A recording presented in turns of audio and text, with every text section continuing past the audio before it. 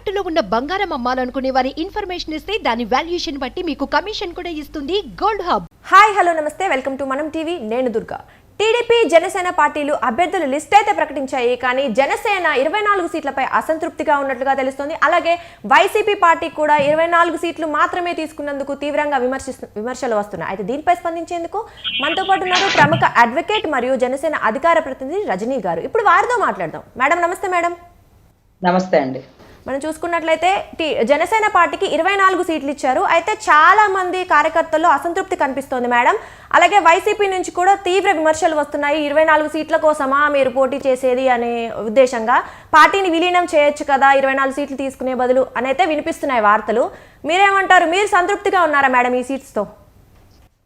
Madam, సంతృప్తి తృప్తి అనేది తీసుకున్న సీట్లను బట్టి ఉండకపోవచ్చు అండి. ఎందుకంటే ఎన్ని చోట్ల పోటీ చేస్తున్నాం అనేది కాదు, ఎంత మెజారిటీ తీసుకొచ్చాం అనేది ఇంపార్టెంట్. అంటే రివాల్వర్ ఎంతున్న బుల్లెట్ స్థాయి ఎంత ఉంటుందో అది ఎంతవరకు లోతు దిగి ఇబ్బంది పెడుతుంది అనేది ఇంపార్టెంట్. ఈరోజు భారీ సీట్లు తీసుకున్న వాళ్ళకి 24 సీట్లున్న మాకు రేపు మెజారిటీ సెక్షన్లోనో లేకపోతే ప్రత్యర్థులు వైసీపీ వాళ్ళకి ఉండే లాట్ ఆఫ్ డిఫరెన్స్ ఎలక్షన్స్ లో తెలుస్తుందండి. సో మేము సంతృప్తిగా ఉన్నామా అసంతృప్తిగా ఉన్నామా అంటే ప్రస్తుత పరిస్థితిని బట్టి సెంచరీ కూడా సింగిల్ తో స్టార్ట్ అవుతుందనే మూమెంట్ లో ఈరోజు 24 స్థానాల్లో జనసేన నుంచొని అసెంబ్లీలో అడుగుపెట్టి జనసేన బలమైన ముద్ర వేయబోతుంది అనేది ఒక స్టాండ్ అండి. ఏదైతే అసంతృప్తి అంటున్నారు కాబట్టి అసంతృప్తి లేకుండా అయితే ఉండదండి. కానీ అంత అసంతృప్తి పడాల్సినటువంటి అవసరం అయితే లేదండి. ఎందుకంటే అంటే అంటే మనకెంత సేపు అంటే మంచాన్ని బట్టే కాళ్ళు చాపుకోవాలి, మితిమీరి చాపుకుంటే మనకే ఇబ్బంది. అనువు కాని చోట అధికులం అనరాదు అన్నప్పుడు అక్కడ అనువు కానప్పుడు మనం ఇంతమంది అన్ని సీట్లు ఇవంతా డిమాండ్ చేయకూడదండి. సో డిమాండ్ చేసి అడిగే స్థాయి కూడా ఆయనకి మేము కల్పించకుండా మేమే చేసామండి. ఆయన ఈ పరిస్థితికి తీసుకొచ్చి మేమే చేసాం. 140 చోట్ల పోటీ చేసి ఏదైతే సింగిల్ గా వెళ్ళాలని రెచ్చగొట్టి తీసుకొచ్చి ఈ రోజు ఆయన్ని సైతం 2 చోట్ల ఓడించినటువంటి ఘనత మా జన సైనికులకి మా అభిమానులకే దక్కిందండి. సో మాకు మాట్లాడే స్థాయి లేదని మనస్ఫూర్తిగా భావిస్తున్నాం. ఆయన 24 స్థానాలని అన్నారు కాబట్టి ఆయన ఎంచుకున్నారు. ఆయన వ్యూహం ఏదో ఆయనకుంది. ఖచ్చితంగా ఆయనతో పాటు 23 మందిని అసెంబ్లీలోకి తీసుకువెళ్లాలని ఫిక్స్ అయ్యారు. సో ఆయన ఏదైతే చెప్తే అదే మాట శిరస వహించేటటువంటి జన సైన్యం వీర మహిళలు. అంటే మేడం వైసీపీ వాళ్ళు విమర్శిస్తున్నట్లుగా ఎక్కువ సీట్లు తీసుకుంటే గెలవలేరు కాబట్టే తక్కువ తీసుకున్నారంటారా? వాళ్ళు అలాంటి విమర్శలు అయితే మనకు వినిపిస్తున్నాయి. మేడం, ఎక్కువ సీట్లు తీసుకోవడం గెలవడం ఇది కాదండి వ్యూహం అంటే ఒక చిన్న ఎగ్జాంపుల్. టీడీపీ బాగా ప్రాబల్యం ఉన్నటువంటి తెలంగాణ సైబరా టవర్స్ లో ఒక మొక్క ఇక్కడ మా వైసీపీలో మహావృక్షం అయిందండి. అక్కడ చాలా మంది మొక్కలు పుష్పించి వికసించి సానుభూతిగా అభిమానంతో ఉన్నారండి ఏదైతే చంద్రబాబు గారి మీద. అంత ఇదిలా కూడా తెలంగాణలో వాళ్ళు ఎక్కడ పోటీ చేయలేదండి. బలం అంటే మనం పోటీ చేసి మనం కనపడిన దగ్గర బలం కాదండి. ఈ రోజు ఆయన గెలిచారు, రేవంత్ రెడ్డి గారు గెలిచారు. ఎలా? కాంగ్రెస్ పార్టీ వల్ల ఒక్క బలంతోనే అయిందా? అసలు కాంగ్రెస్ పార్టీ అప్పటి వరకు రాష్ట్రంలో ఉందా? మరి ఎవరి వెనకాల బ్యాక్గ్రౌండ్, ఈ బ్యాక్ బోన్ ఏంటి అంటే 52 రోజులు ఒక వ్యక్తి జైల్లో ఉండి కంటి సర్జరీ చేయించుకొని ఒక కంటి సైగతో తన సైన్యం మొత్తాన్ని తెలుగుదేశం మొత్తం వెళ్ళి తెలంగాణలో నెలలు తరబడి ఉండి అక్కడ రేవంత్ రెడ్డి గారిని గెలిపించుకున్నారు. అక్కడ వాళ్ళు కనపడలేదు, వాళ్ళ పార్టీ జెండా మోయలేదు. పాపం ఎవరో జెండా కోసం వారు ఎందుకు పని చేశారు అంటే వాళ్ళ అధినాయకుడు చెప్పాడు. అంతేదన్నా, మేము పని చేస్తాం, కాంగ్రెస్ తో పాటు పని చేస్తాం, కానీ మనం కూడా ఒక 5-6 చాట్ల నుంచుందాం, ఒక 10 చాట్ల నుంచుందాం. అరే 14 సంవత్సరాలు ముఖ్యమంత్రిగా అదే తెలంగాణ ఆంధ్ర కలిసి ఉన్నప్పుడు చేశారు కదండి. ఆ సైబరా టవర్స్ సృష్టికర్త ఆయనే కదా. అరే ఒక చిన్న మీటింగ్ పెడితే కుప్పలు తప్పలుగా 1,00,000 పైచలకు అదేంటది ఒక పెద్ద స్టేడియం మొత్తం నిండిపోయి ఒక సభ పెట్టుకున్నారు ఆయన అరెస్ట్ అయిన మూమెంట్ లో. కన్నీటి పర్యంతమై చేసిన తరుణాలు మేము చూసాం. మరి ఏం మా పోటీ చేయలేదు? వారికి బలం లేదా? అభ్యర్థులు లేరా? ఆర్థిక బలం లేదా? మరేంటి ఆయన అరెస్ట్ అయితే ఆంధ్రాలో గొడవలు తక్కువ జరిగినాయండి. అసలు గొడవలంతా తెలంగాణలో జరిగిందండి. మరి బలం లేని వాళ్ళు ఎందుకు అలా ఉండిపోయారు అంటే వాళ్ళ అధినాయకుడు చెప్పలేదండి. ఇక్కడ కూడా అంతేనండి. వాళ్ళ అధినాయకుడు అసలు ఎక్కడా పోటీ చేయకూడదు, మీరు కాంగ్రెస్ కి పనిచేయాల్సిందని చెప్పారు, చేశారు, కాంగ్రెస్ ని గెలిపించుకున్నారు, వచ్చేసారు. మేము ఉత్తమ విద్యార్థులం అన్నట్టుగా ఇక్కడ మేము మాత్రం మా మాస్టర్ని క్వశ్చన్స్ అడిగేస్తాం. పరీక్షల ముందు వచ్చి పేపర్లు తీసుకొని చదువుకొని ఎగ్జామ్ రాసేసే వాళ్ళం మేము.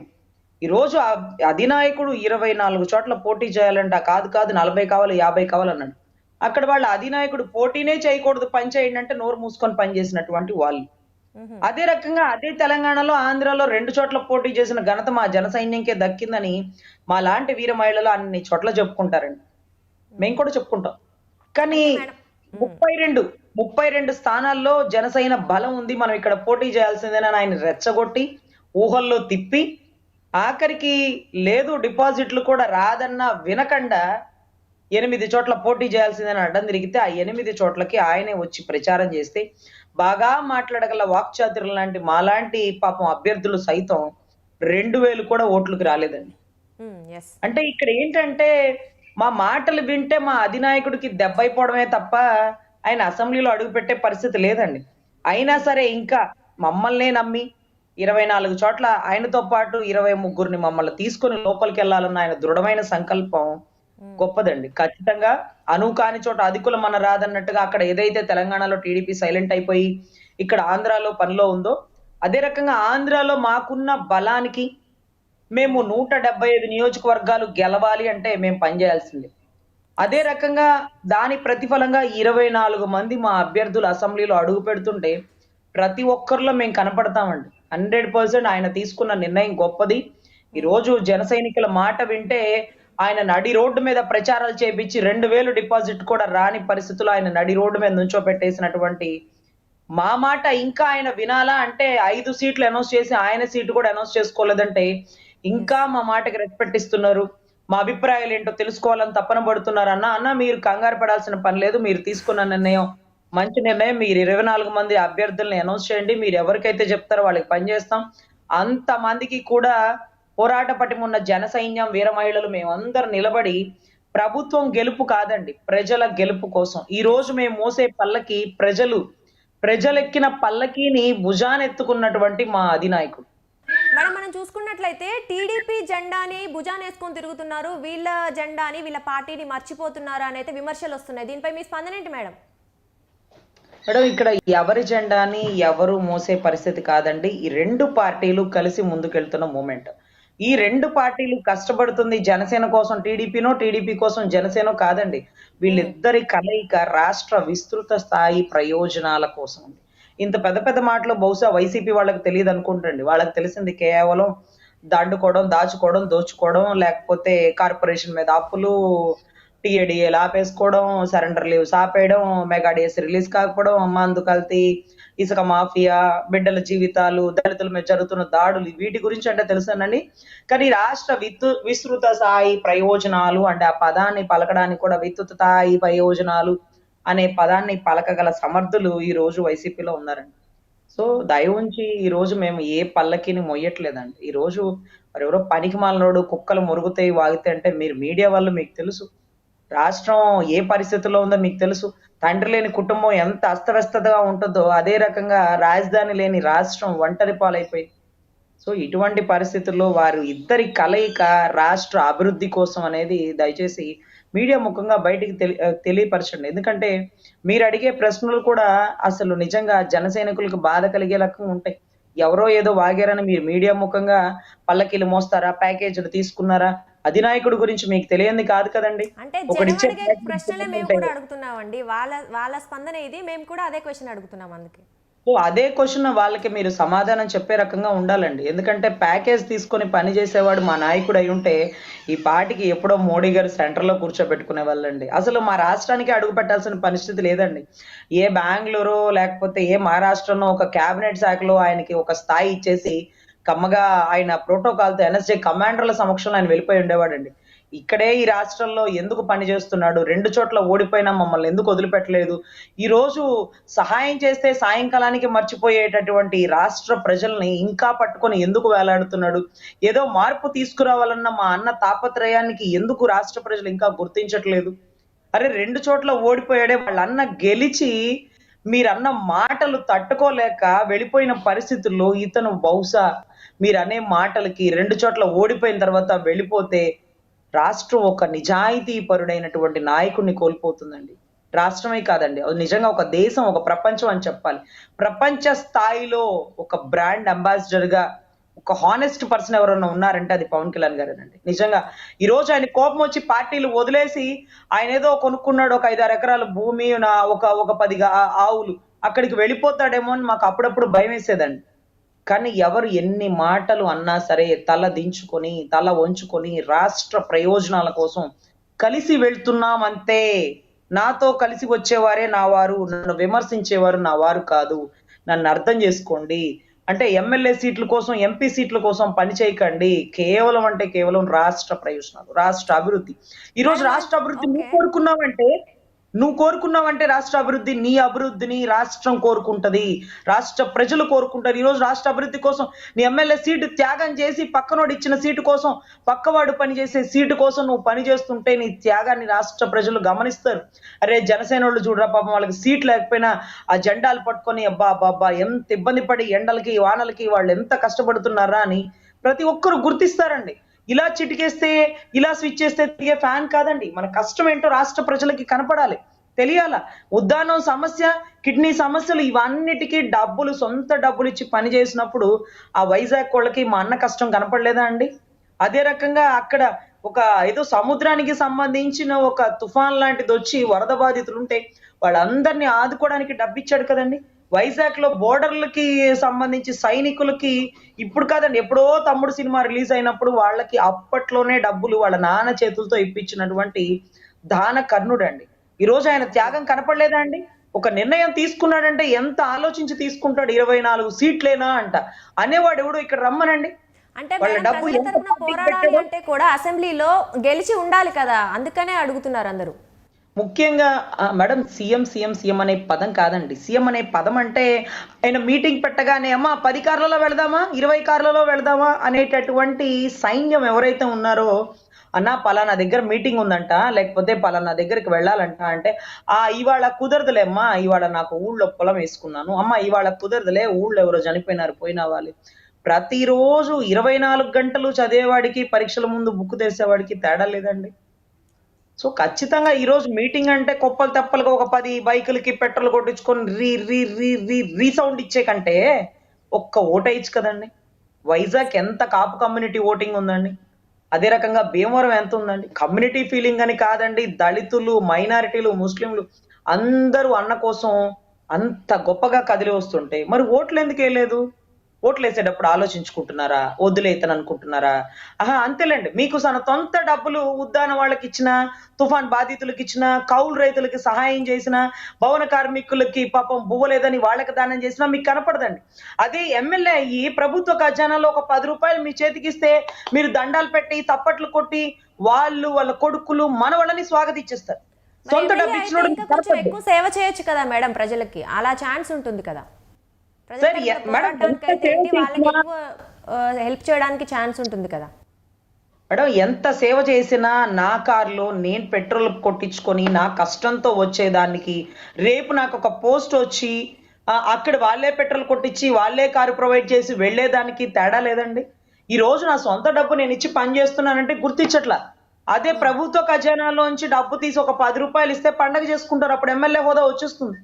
ఈ రోజు ఓడిపోయిన వాళ్ళకు కూడా, వాళ్ళ కోసం కూడా రాష్ట్ర ప్రజల కోసం కష్టపడుతుంటే ఒకనొక టైంలో త్రివిక్రమ్ గారి డైలాగ్ అండి వకీల్ సాబ్లో, ఈ రోజు భయపడితే భయపడిపోతారు, ఆశ చూపిస్తే ఆశపడతారు, భయానికి ఆశకి మధ్య ఊగిసలాడే బతుకులు రాష్ట్ర ప్రజలు. వాళ్ళేదో అన్నారని, లేకపోతే వాళ్ళేదో మనకి ఫేవర్ గా లేరని మనం బాధపడాల్సిన పని లేదు. మనం చేసేదే మార్పు కోరుకొనడం ప్రభుత్వం. ప్రజల్లో మార్పు రావాలి, మార్పు తీసుకురావాలి, ప్రశ్నించే పార్టీ, పోరాడే పార్టీ, మార్పు తీసుకొచ్చే పార్టీ అంటూ జనాల్లోకి వెళ్ళి ఎన్ని దెబ్బలు తగిలినా అబ్బా, శిల ఎవరో శిల్పి చెక్కితే తనంతట తాను శిల్పం అవుతుందేమో తెలియదు కానీ మా అన్న మాత్రం తనే ఊలేయి, తనే శిల్పం చెక్కుకుంటూ, తనే కష్టాలు పడుతూ, ఈ రోజు పార్టీ జెండా పడిపోకుండా ప్యాకేజీలు అన్న వాళ్ళకి సమాధానం చెప్పుకుంటూ, ఈ రోజు ఒకటి చెప్తే వింటే అది పవన్ కళ్యాణ్ అవుతుందా అండి? మేడం, రజనీ గారు ఒక క్వశ్చన్, మీరు అంటున్నట్లు 24 సీట్లు సాటిస్ఫాక్షన్ ఉన్నప్పటికీ మరి 24 సీట్లలో కేవలం 5గురిని మాత్రమే అభ్యర్థులను ప్రకటించడం జరిగింది. అంటే 24 స్థానాల్లో పోటీ చేసే అభ్యర్థులు లేరా? వాళ్ళు గెలుస్తారనే నమ్మకం లేదా? ఇక్కడ 5గురు అభ్యర్థులని అనౌన్స్ చేసి 24 సీట్లు అంటేనే కన్నీటి పర్యంతం అయిపోయిన పరిస్థితుల్లో కనీసం 2 రోజుల నుంచి మీరు డిబేట్‌కి రమ్మంటున్నా మేము రాలేని పరిస్థితిలో మీకు ఎన్నో సార్లు చెప్పాను. నేను డిబేట్‌కి రాను, కొద్దిగా బాధలో ఉన్నాం, మేము మాట్లాడతాం, మేము ఆలోచించుకోనివ్వండి అంటూ మీ డిబేట్‌కి నేనే చెప్పిన పరిస్థితి. అలా ఎన్నో డిబేట్‌లు నేను పక్కన పెట్టేశానండి నిన్నటి రోజున. అంటే దాని అర్థం ఏంటంటే ఇమ్మీడియేట్‌గా మా మనసులు బాధపడతాయన్న విషయం ఆయనకి తెలుసండి. ఒకేసారి 24 సీట్లు అవతల వ్యక్తి 99 సీట్లు అనౌన్స్ చేశారు అంటే తెలుగుదేశం కార్యకర్తల డిసిప్లిన్ వాళ్ళకి తెలుసండి. ఒకడు చెప్పింది వాళ్ళు మొత్తం వింటారు. కానీ ఇలా మీరు ప్రశ్నిస్తారు, నేను బాధపడతాను, నాలాగా కొంతమంది పాపం కన్నీటి పర్యంతం అయిపోతారు. వీటన్నిటిని దృష్టిలో పెట్టుకొని ముందు ఒక 5 సీట్లు అనౌన్స్ చేసి ఆది నిష్ఠూరం కంటే అదే అంత్య నిష్ఠూరం కంటే ఆది నిష్ఠూరం మేలన్నట్టుగా ముందుగానే ఇదిగోండి 24 మాత్రమే పరిమితం అయిపోయాము. కానీ ఏదో ఒక రోజు అనౌన్స్ చేయాల్సిందే కదా మేడం. 24 పేర్లు తెలుస్తాయి, బాధపడే వాళ్ళు ఎలాగో బాధపడుతూనే ఉంటారు. కానీ ఇక్కడ ఎలక్షన్స్ కి మనం చూసుకుంటే టైం పెద్దగా లేదు. ముందు ప్రచారం చేసుకోవాలన్నా కూడా అభ్యర్థులు తెలియాలి కదా ఎవరు అనేది. జస్ట్ 2 రోజులమ్మా. 2 రోజుల్లో అనౌన్స్ చేస్తానని ఆయన చెప్పారు. ఎందుకంటే ఆ 2 రోజులు కుదుట పడాల. నిన్న ఉన్న వాతావరణం ఇవాళ లేదమ్మా. నిన్న చాలా బాధలో నేనే డిబేట్‌కి రానని చెప్పిన నేను, ఇవాళ మీరు డిబేట్ అని చెప్పి నేనే మాట్లాడి ఇలాగ మెసేజ్ బయటికెళ్ళాలి. అన్నయ్య తీసుకున్న నిర్ణయం గొప్ప నిర్ణయం. 24 చోట్ల మనం పోటీ చేసి మన ప్రయారిటీ ఏంటో చూపించుకోవాలి, మన మెజారిటీ చూపించుకోవాలి. నేనే మీకు చెప్పా. అదే నిన్నటి రోజు అడిగితే కన్నీటి పర్యంతం అయిపోయి ఉండేవాళ్ళు. అంటే అక్కడ ఒక రకమైన బాధ 24 అదేంటి అన్న అంత కష్టపడితే 24 సీట్లని ఇచ్చారు, గౌరవప్రదమైన కదా మేడం 24 చాలా అన్నారు, మళ్ళీ బాధపడుతున్నాం అంటున్నారు. అంటే 20 అంటే ఇప్పుడు ఇమీడియట్ గా 24 ఎందుకు అనౌన్స్ చేయలేదంటే ఆ టైంకి బాధ అనిపిస్తుందండి. బాధ అనిపించింది. కొంచెం ఆలోచించి ముందుకెళ్తే అప్పుడు కరెక్టేలే 24 చాలు. అభ్యర్థులు ఎంతమంది ఉన్నారు, ఉన్న వారి దగ్గర డబ్బులు ఎక్కడిది, వాళ్ళ కింద క్యాడర్ లేదు, బూత్ లెవెల్ మేనేజ్మెంట్ లేదు, గ్రౌండ్ వర్క్ లేదు. ఒకవేళ మనం పోటీ చేసి 60 సీట్లు తీసుకొని ఓడిపోవడం కంటే 24 చోట్లే గెలవడం బెటరు, చాలు అన్న తీసుకున్న నిర్ణయం కరెక్ట్ అని ఆ కోపంలో ఆ బాధలో ఉండదండి. కాసేపు ఆగితే మంచి ఆలోచన వచ్చింది. ఆలోచనలో గొప్ప మాటలండి. ఈరోజు కోల్గేట్ లో ఉప్పు ఉందా అంటే కోర్టులో కేసు వేస్తారండి. ఈ రోజు వ్యవస్థలో తప్పండి. ఈ రోజు వ్యవస్థలో తప్పు ఉందా అంటే రంగవల్లి గారితో కేసు వేపిస్తారు. అదే కోల్గేట్ లో ఉప్పు ఉందా అంటే సమంత గారికి కోట్లు డబ్బులు ఇచ్చేస్తారు. అదే ఈ రోజు వ్యవస్థలో తప్పుల గురించి మాట్లాడకుండా మెప్పుల గురించే పనిచేసుకుంటూ పోవాలంటే అది అవదండి. సో ఖచ్చితంగా జనాల్లో మార్పు కోరుకుంటున్నాడు అధినాయకుడు. 100% టీడీపీ జనసేన కూటమి గెలుస్తుందండి. ఎవరు ఎన్ని చిచ్చులు పెట్టినా కొద్ది రోజులు బాధపడతావేమో, కొన్ని రోజులు కోప్పడతావేమో. ఈ కోపం బాధ కూడా విపరీతమైన అన్న మీద ఉండే ప్రేమతో వస్తుందండి. మా అన్న అలా ఉండాలి, ఇన్ని సీట్లు. మొత్తానికైతే 24 సీట్లపై చాలా అసంతృప్తి ఉంది మీ జనసేన కార్యకర్తలు అయితే ఏంటి, అలాగే వైసీపీ విమర్శలు కూడా ఎక్కువ వినిపిస్తున్నాయి. చూద్దాం ప్రజలు ఎటువంటి నిర్ణయం తీసుకుంటారు, వాళ్ళు ఎలా స్వీకరిస్తారు అనేది. Thank you madam. నమస్తే.